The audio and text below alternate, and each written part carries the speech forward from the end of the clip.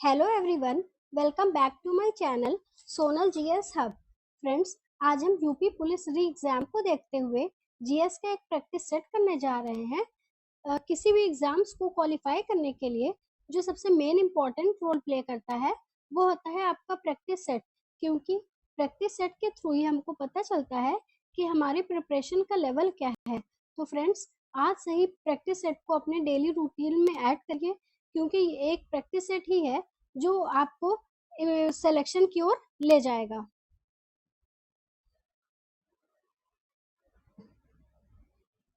आपका पहला क्वेश्चन है, भारत के संविधान की निम्नलिखित में से कौन सी एक अनुसूची में दल बदल विरोधी कानून विषयक प्रावधान है?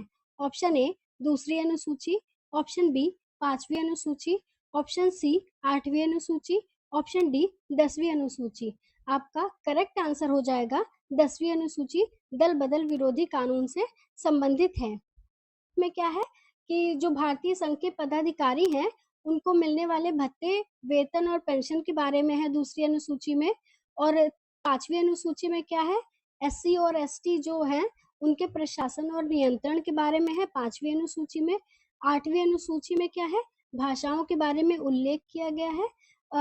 इसमें भारत के मूल संविधान में 14 भाषाएं थी, लेकिन वर्तमान में अभी 22 भाषाएं हैं, जिसमें से एक सिंधी को जोड़ा गया है 21वां संविधान संशोधन अधिनियम 1967 के द्वारा, और 71वां संविधान संशोधन 1992 के द्वारा कोंकणी, मणिपुर और नेपाली को जोड़ा गया है।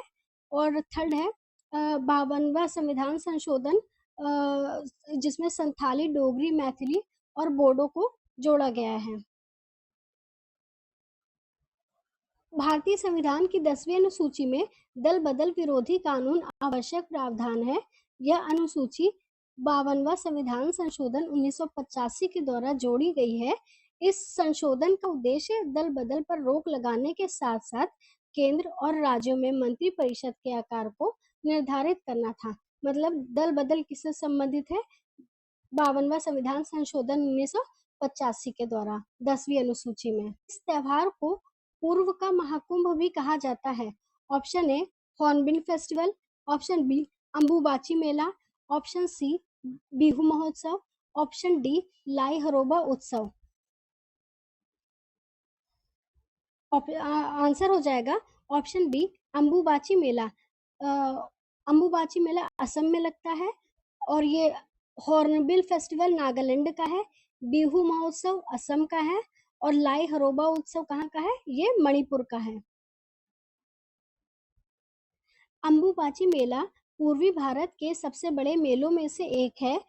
यह असम गुवाहाटी में कामाख्या मंदिर का सबसे महत्वपूर्ण त्योहार है और हर साल जून के महीने में मनाया जाता है। मतलब अंबुबाची मेला कहाँ लगता है? असम गुवाहाटी में कामाख्या मंदिर का सबसे महत्वपूर्ण त्योहार है। इसी को पूर्व का महाकुंभ कहा जाता है। आपका नेक्स्ट क्वेश्चन है, पूना समझौता 1932 किसके बीच हुआ था? Option A doctor Bhimrao Ambedkar और महात्मा गांधी के बीच, ऑप्शन बी महात्मा गांधी और वायसराय इरविन के बीच, option C doctor Bhimrao Ambedkar और जवाहरलाल नेहरू के बीच, ऑप्शन डी महात्मा गांधी और मैकडोनाल्ड के बीच। तो आपका करेक्ट आंसर हो जाएगा ऑप्शन ए, पूना समझौता भीमराव अंबेडकर और गांधी जी के बीच हुआ था। 24 सितंबर 1932 को डॉक्टर भीमराव अंबेडकर और महात्मा गांधी के बीच एक समझौते पर हस्ताक्षर किए गए थे, महात्मा गांधी के अनशन को तोड़ने के लिए। भीमराव अंबेडकर जी की आई है, तो भीमराव अंबेडकर जी संविधान सभा की प्रारूप समिति की अध्यक्षता करे थे भीमराव अंबेडकर ने, और प्रारूप समिति की अध्यक्षता भीमराव अंबेडकर करे थे। और प्रारूप समिति का गठन कब हुआ था? 29 अगस्त 1947 में प्रारूप समिति का गठन हुआ था, और इसकी अध्यक्षता भीमराव अंबेडकर जी ने करी थी। Grand old man of India किसको कहा जाता है?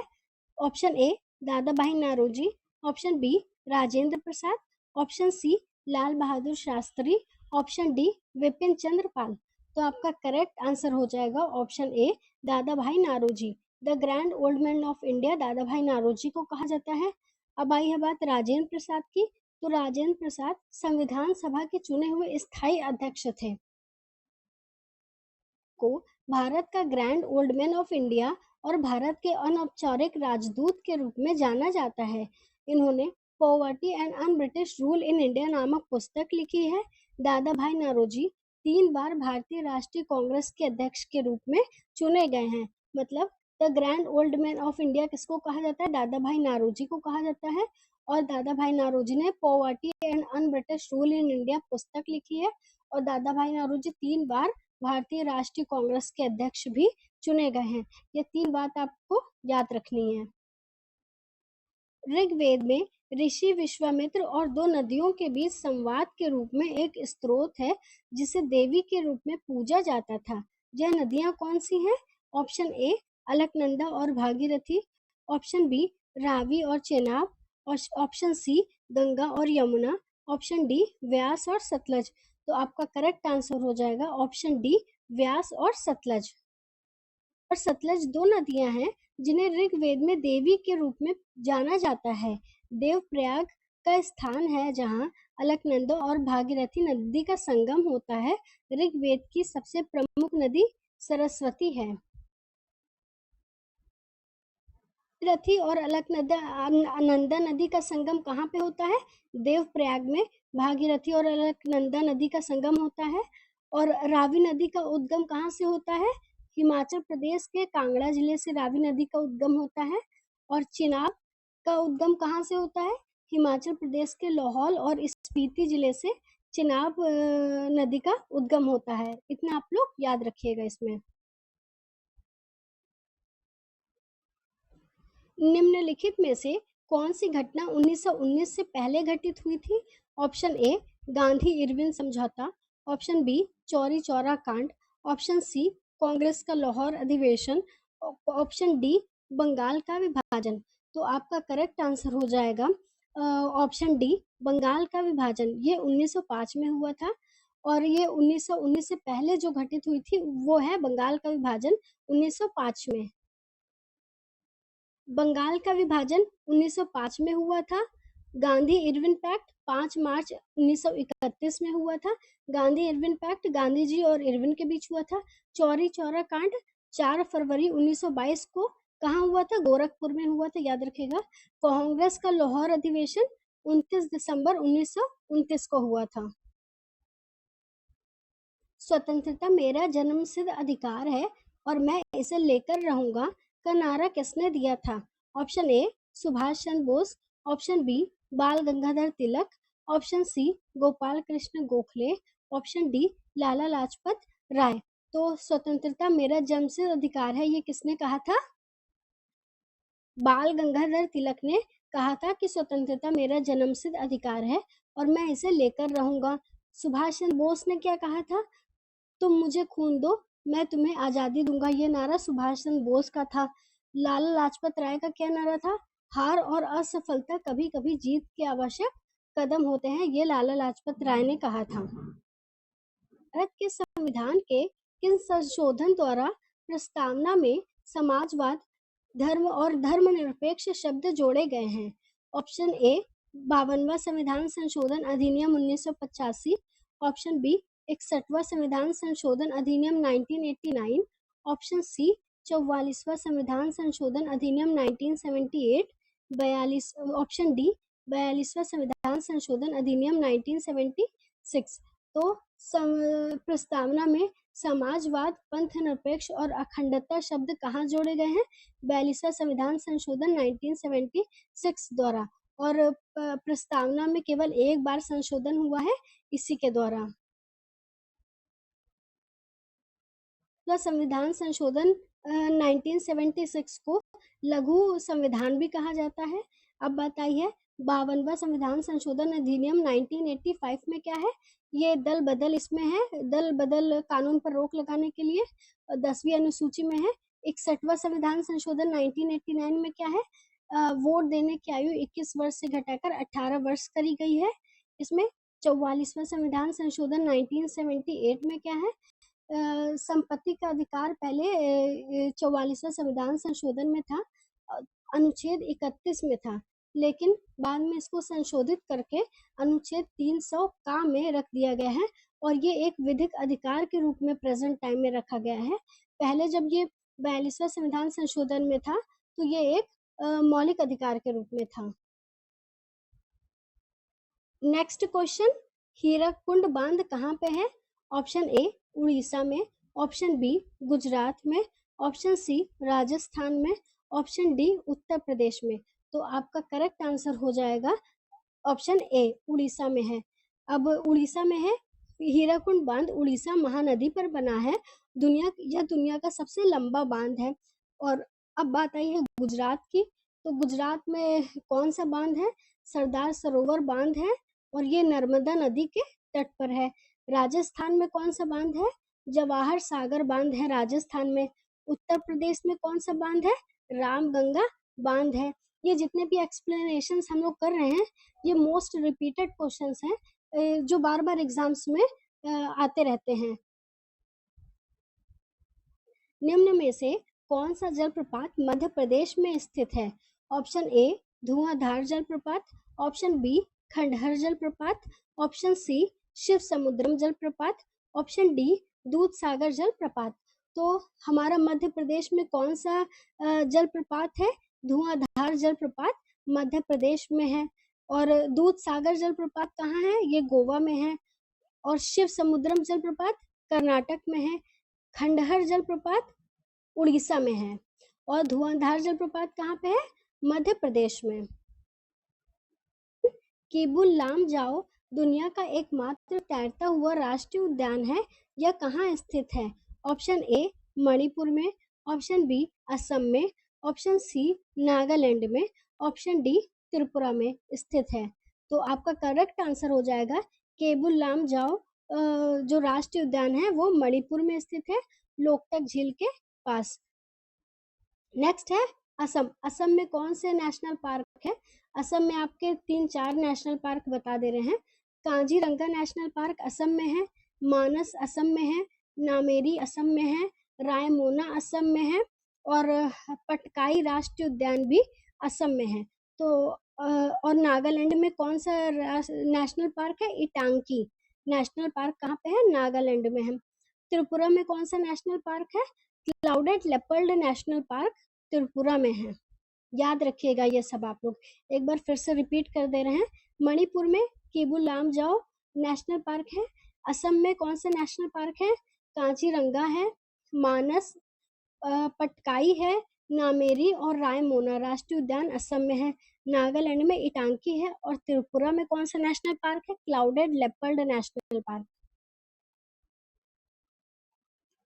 चलिए बढ़ते हैं नेक्स्ट क्वेश्चन की तरफ। LED का पूर्ण रूप क्या है? मतलब फुल फॉर्म पूछ रहा है। Linear emergency device option A है, option B light emitting diode, option C liquid emitting display, option D light emitting device. तो आपका करेक्ट आंसर हो जाएगा लाइट इमिटिंग डायोड। एक क्वेश्चन और पूछा गया था, फॉर्म क्या होता है? तो PDF का फुल फॉर्म होता है पोर्टेबल डॉक्यूमेंट फॉर्मेट। याद रखिएगा। किसी पदार्थ की मात्रा को मापने के लिए SI इकाई कौन सी है? Option A metre, option B kelvin, option C तिल या मोल, ऑप्शन डी कैंडेला। तो पदार्थ की मात्रा को मापने के लिए ऑप्शन सी तिल या मोल की SI इकाई है। केल्विन किसके लिए है? तापमान को मापने, तापमान की SI इकाई है। और कैंडेला किसकी है? ज्योति तीव्रता की SI इकाई कौन सी है? कैंडेला। नेक्स्ट क्वेश्चन है, सुशासन दिवस कब मनाया जाता है? ऑप्शन ए 25 दिसंबर, ऑप्शन बी 1 दिसंबर, ऑप्शन सी 22 मई, ऑप्शन डी 30 जनवरी। तो सुशासन दिवस 25 दिसंबर को मनाया जाता है अटल बिहारी वाजपेयी के जन्म दिवस के अवसर पर। 1 दिसंबर को वर्ल्ड एड्स डे मनाया जाता है। 22 मई को जैव विविधता दिवस मनाया जाता है। 30 जनवरी को शहीद दिवस मनाया जाता है। अंतर्राष्ट्रीय चाय दिवस कब मनाया जाता है? ऑप्शन ए 25 जनवरी, ऑप्शन बी 29 जुलाई, ऑप्शन सी 21 मई, ऑप्शन डी 14 सितंबर। तो आपका करेक्ट आंसर हो जाएगा 21 मई को अंतर्राष्ट्रीय चाय दिवस मनाया जाता है? अब बात आई है 25 जनवरी की, तो नेशनल वोटर्स डे मनाया जाता है 25 जनवरी को।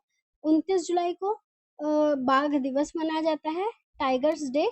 और 14 सितंबर है तो अंतर्राष्ट्रीय हिंदी दिवस मनाया जाता है 14 सितंबर को। ऑप्शन, भारतेंदु नाट्य अकादमी कहाँ स्थित है?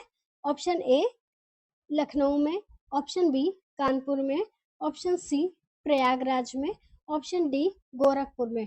तो भारतेंदु नाट्य अकादमी कहाँ है? ऑप्शन ए लखनऊ में। भारतेंदु नाट्य अकादमी की स्थापना 1975 में की गई थी। नेक्स्ट क्वेश्चन है, प्रोजेक्ट टाइगर की स्थापना कब हुई थी? ऑप्शन ए 1973 में, ऑप्शन बी 1975 में, ऑप्शन सी 1992 में, ऑप्शन डी 2001 में। तो प्रोजेक्ट टाइगर की स्थापना आपकी कब हुई थी? 1973 में हुई थी। अब 1975 का बात आई है तो 1975 में एकीकृत बाल विकास योजना शुरू करी गई थी। 1992 में प्रोजेक्ट एलिफेंट लॉन्च हुआ था। 2001 में ऑपरेशन ग्रीन योजना शुरू करी गई थी। उत्तर प्रदेश किसान सभा की स्थापना किसने करी थी? तो option A Gauri Shankar Mishra, option B Madari Pasi, option C Swami Sahajanand, option D Baba Ramchandra. तो आपका करेक्ट आंसर हो जाएगा गौरी शंकर मिश्रा। उत्तर प्रदेश किसान सभा की स्थापना गौरी शंकर मिश्रा और मदन मोहन मालवीय ने 1918 में दोनों ने मिलकर करी थी। है कि उत्तर प्रदेश किसान सभा की स्थापना गौरी शंकर मिश्रा और मदन मोहन मालवीय ने करी थी। और मदारी पासी ने किसकी स्थापना करी थी? एक आंदोलन की शुरुआत करी थी मदारी पासी ने। स्वामी सहजानंद ने क्या किया था? अवध किसान सभा की स्थापना करी थी। स्वामी सहजानंद ने अवध किसान सभा की स्थापना करी थी। आइए एक बार इसको फिर से देख लेते हैं। उत्तर प्रदेश किसान सभा की स्थापना गौरी शंकर मिश्र और मदन मोहन मालवीय ने करी थी। मदारी पासी ने एका आंदोलन की शुरुआत करी थी। स्वामी सहजानंद ने अखिल भारतीय किसान सभा की स्थापना करी थी और बाबा रामचंद्र ने अवध किसान सभा की स्थापना करी थी। नेक्स्ट है, रामसर सम्मेलन किसके संरक्षण से संबंधित है? तो आपका ऑप्शन ए जैव ईंधन के, ऑप्शन बी वनों के, ऑप्शन सी शुष्क भूमि के, ऑप्शन डी आर्द्र भूमि के। तो आपका करेक्ट आंसर हो जाएगा आर्द्र भूमि के। तो रामसर सम्मेलन आर्द्र भूमि के संरक्षण से संबंधित है और रामसर कहाँ पे है? ईरान में है। और रामसर सम्मेलन पहली बार 2 फरवरी 1971 में किया गया था। नेक्स्ट क्वेश्चन, निम्न में से कौन सा जैव मंडल अभ्यारण्य मध्य प्रदेश में स्थित है? Option A Manas, option B Nanda Devi, option C Sundarban, option D Pachmarhi. तो आपका करेक्ट आंसर हो जाएगा पंचमढ़ी। जो जैव मंडल अभ्यारण्य है वो मध्य प्रदेश में है, मानस असम में है, नंदा देवी उत्तराखंड में है, सुंदरवन पश्चिम बंगाल में है। और यहाँ पे सिमलीपाल कहाँ है? उड़ीसा में। नोक्रेक जैव मंडल अभ्यारण्य मेघालय में। आई होप आपको इस प्रैक्टिस सेट का एक्सप्लेनेशन अच्छा लगा होगा। आप अगर इसी तरह इसका एक्सप्लेनेशन देखते रहेंगे तो आपके स्टैटिक जीके के मोस्ट इम्पॉर्टेंट टॉपिक्स और जो रिपीटेड क्वेश्चन है वो ऑलमोस्ट आपके कवर होते रहेंगे, जो प्रीवियस एग्जाम्स में आपके पूछे गए हैं। आपको ये प्रैक्टिस सेट कैसा लगा कमेंट सेक्शन में ज़रूर बताइएगा। और तब तक के लिए थैंक यू।